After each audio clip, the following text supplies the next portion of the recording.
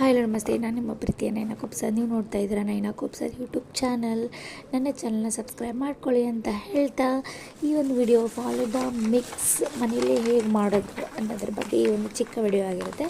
ಆ ಪಾಕೆಟಲ್ಲಿ ನೋಡಿ ಶಾವಿಗೆ ಮತ್ತು ಸಕ್ಕರೆ ಮತ್ತು ಸಬ್ಜಾ seeds, strawberry flavour, jelly, some dry ಫ್ರೂಟ್ಸ್ನ ಕೊಟ್ಟಿದ್ದಾರೆ.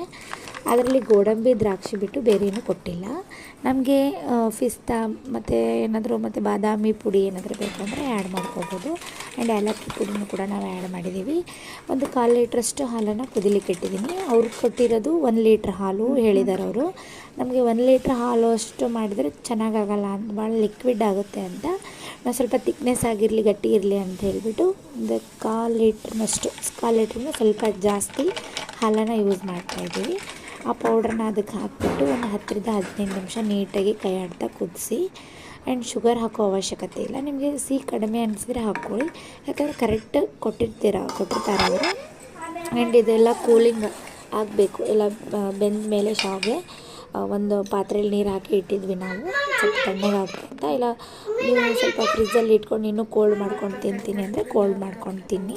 ಆ್ಯಂಡ್ ಅದಕ್ಕೆ ಜೆಲ್ಲಿ ಮತ್ತು ಐಸ್ ಕ್ರೀಮ್ನ ಜೆಲ್ಲಿ ಕೊಟ್ಟಿದ್ದರು, ಐಸ್ ಕ್ರೀಮ್ನ ತರಿಸ್ಬಿಟ್ಟು ಐಸ್ ಕ್ರೀಮ್ನ ಹಾಕ್ಕೊಂಡು ತಿಂದ್ವಿ.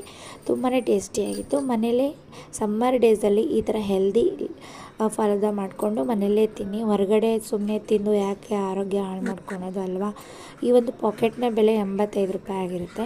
ಹೊರಗಡೆ ಒಂದು ಫಾಲೂದಕ್ಕೆ ಇರೋದೇ 80 ರೂಪಾಯಿ.